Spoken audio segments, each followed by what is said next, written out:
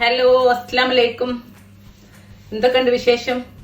നമുക്കില്ലേ പെട്ടെന്ന് ഒരു 15 മിനിറ്റിന്റെ ഉള്ളിൽ ഒരു മീൻ കറി ഉണ്ടാക്കാം. വളരെ സിമ്പിളാണ്. ഈ വർക്കിംഗ് ലേഡീസിന്, ബാച്ചിലേഴ്സ് റൂമിലൊക്കെ ഉള്ളവർക്ക് പെട്ടെന്ന് തയ്യാറാക്കാൻ പറ്റിയ ഒരു ഈസി തേങ്ങ അരച്ച മീൻകറിയാണേ. അപ്പൊ എങ്ങനെ തയ്യാറാക്കാൻ നോക്കാം. മീൻകറി ഉണ്ടാക്കാൻ വേണ്ടിയിട്ട് ഞാനിതാ ഒരു 500 ഗ്രാം നമ്മളെ പുയാപ്പിളക്കോരാണ് എടുത്തത്.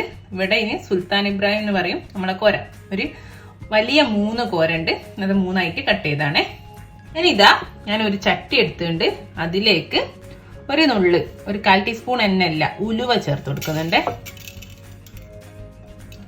അതേപോലെ ഒരു തക്കാളി, അത്യാവശ്യം വലുപ്പമുള്ള ഒരു തക്കാളി, കുറച്ച് കരിവേപ്പില, പിന്നെ ഒരു എരിവുള്ള ഒരു 4 പച്ചമുളക്, ഇത്രയും ചേർത്ത് കൊടുക്കണ്ടേ. ഇതിന്റെ കൂടെ തന്നെ 1 ടേബിൾ സ്പൂൺ നമ്മളെ എരിവുള്ള മുളക് പൊടിയും ഒരു 1/2 ടീസ്പൂണിന്റെ അടുത്ത് മഞ്ഞൾപ്പൊടിയും ഇതും ചേർത്ത് ഇതെല്ലാം കൂടെ ഒന്ന് നന്നായിട്ട് നമുക്ക് മിക്സ് ചെയ്ത് കൊടുക്കാം. തിളപ്പിച്ച വെള്ളമാണ്. അതിൽ തന്നെ ഒരു ചെറിയ 2-3 പീസ് കുടംപുളി ഉണ്ട്. ഇത് ഒരുമിച്ച് ഇതിലേക്ക് ഒഴിക്കുകയാണെ. വേറെ വെള്ളമൊന്നും ചേർക്കുന്നില്ല, ഇതങ്ങ് ചേർത്ത് കൊടുക്കുകയാണെ. ഇനി നമുക്ക് തീ ഓൺ ചെയ്ത് കൊടുക്കാം. എന്നിട്ട് ഈ മസാല ഒന്ന് തിളച്ച് വെന്ത് വരട്ടെ. തിളച്ചതിന് ശേഷം നമുക്ക് ഉപ്പിട്ട് കൊടുക്കാം. ഇത് മൂടി വെച്ചിട്ട് വേവിക്കട്ടോ. നമുക്ക് തേങ്ങ അരച്ചെടുക്കട്ടോ. ഇതൊരു 1/2 മുറി തേങ്ങ ഉണ്ട്, ചെറിയ ഒരു തേങ്ങന്റെ പകുതി.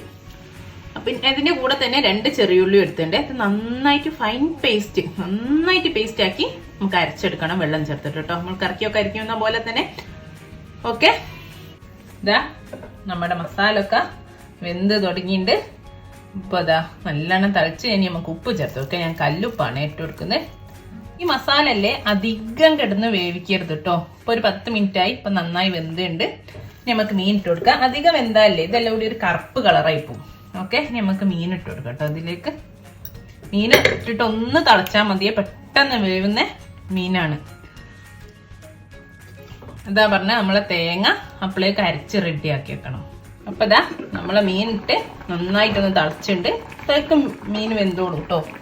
ഈ ഒരു ടൈപ്പ് നമ്മളെ മാന്ത, നെത്തോലി ഇല്ലേ, കൊഴുവാന്നൊക്കെ പറയൂല ചിലര്, ആ മീന്, അതേപോലെ ഈ മീനൊക്കെ ഇങ്ങനത്തെ കറി വെക്കാൻ നല്ല ടേസ്റ്റ് ആട്ടോ. പെട്ടെന്ന് വേവും ചെയ്യും. ഇനി ഇതാ നമുക്ക് നമ്മൾ അരച്ച് വെച്ച തേങ്ങ, നേരത്തെ തേങ്ങ ഒഴിച്ചു കൊടുക്കുക. തീ കുറച്ച് വെച്ചിട്ട് ഒഴിക്കുക. തേങ്ങ ഒഴിച്ചിട്ട് മിക്സ് ചെയ്തിട്ട് അധികം തിളച്ചു പോകാൻ പാടില്ല കേട്ടോ. സൈഡിൽ കൂടെ ഒക്കെ തള വരുന്ന സമയത്ത് നമുക്ക് തീ ഓഫ് ചെയ്ത് കൊടുക്കണം. ഒന്ന് മിക്സ് ചെയ്ത് കൊടുക്കട്ടെ. തേങ്ങ ഇട്ട് കൊടുത്തു. ഞാൻ ഒന്ന് എല്ലാ ഭാഗത്തും ഒന്ന് മിക്സ് ചെയ്ത് കൊടുത്തിട്ട്, മീൻ അധികം ഇളക്കരുത്, മീൻ പൊട്ടിപ്പോട്ടോ. അപ്പൊ ഇടക്കൊക്കെ ഒന്ന് സ്പൂണിട്ട് ഇളക്കി കൊടുക്കുക. എന്നിട്ട് ഇതാ സൈഡിൽ നിന്നൊക്കെ ചെറിയ തള വരുന്ന സമയത്ത് നമുക്ക് തീ ഓഫ് ചെയ്ത് കൊടുക്കുക കേട്ടോ. അധികം തിളച്ചും പോവരുതേ.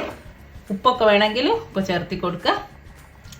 തീ ഓഫ് ചെയ്യട്ടെ. ഞാൻ ഇതാ തീ ഓഫ് ചെയ്തു. അപ്പോൾ നമ്മുടെ മീൻകറി റെഡിയാണ്. ഇനി ഇതൊന്ന് വറവിട്ടെടുക്കണം. നമുക്ക് ചെറിയുള്ളിയും കരിവേപ്പിലയും ഒക്കെ ഇട്ട് നമ്മൾ വെളിച്ചെണ്ണ തീരെ ഒഴിച്ചിട്ടില്ലല്ലോ. ഇനിയിപ്പോൾ വറവിടാൻ ഞങ്ങൾക്ക് സമയമില്ലെങ്കിൽ ഈ സമയത്ത് ഒരു ഇത്തിരി പച്ച വെളിച്ചെണ്ണ ഒഴിച്ചെടുത്താൽ മതി. അതും ടേസ്റ്റാണ്. പക്ഷെ വറവിട്ടാൽ കൂടി നല്ല ടേസ്റ്റ് ആയിരിക്കും കേട്ടോ. ഞാനൊരു ഫ്രൈ പാൻ വെച്ച് 1 ടേബിൾ സ്പൂൺ വെളിച്ചെണ്ണ ഒഴിച്ചെടുത്തിട്ടുണ്ട്. നമുക്ക് വറവിടാൻ വെളിച്ചെണ്ണ ചൂടാവുന്നുണ്ട്. അതിലേക്ക് ഇതാ ഒരു 2 ചുള ചെറിയുള്ളി ചേർത്ത് കൊടുക്കേ. അതിന്റെ കൂടെ ഒരു ഇത്തിരി കരിവേപ്പിലയും ചേർത്ത് കൊടുക്കേ.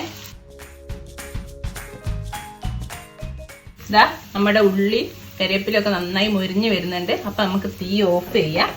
എന്നിട്ട് ഒരു പിഞ്ച് ഉലുവ പൊടിയാണേ, ഉലുവ വറുത്ത് പൊടിച്ചത്, ഒരു പിഞ്ച് മതി കേട്ടോ. തീ ഓഫ് ചെയ്തിട്ടിട്ട് ആദ്യം അപ്പം കരിഞ്ഞു. എന്നിട്ട് തീ ഓഫ് ചെയ്ത് ഇത് അതിലേക്ക് ഒഴിച്ചു കൊടുത്തിട്ട് ഒന്ന് നമുക്ക് മിക്സ് ചെയ്ത് കൊടുത്തിട്ട് അപ്പം തന്നെ നമുക്ക് മൂടി വെക്കാം. അതുകൊണ്ട് കറി നല്ല കട്ടിയായി പോരുത് കേട്ടോ. തേങ്ങ ഒഴിച്ചുകൊണ്ട് കുറച്ച് കഴിയുമ്പോഴേക്കും ഇത് വീണ്ടും കട്ടിയാവും. അപ്പൊ തേങ്ങയിൽ ഇത്തിരി വെള്ളം കൂട്ടിയിട്ടേ വെള്ളം ഒഴിച്ചു കൊടുത്തിട്ട് കുറച്ചൊരു ലൂസായിട്ട് മതി കേട്ടോ കറി. അപ്പോഴാ ടേസ്റ്റ് ഉണ്ടാവുള്ളൂ.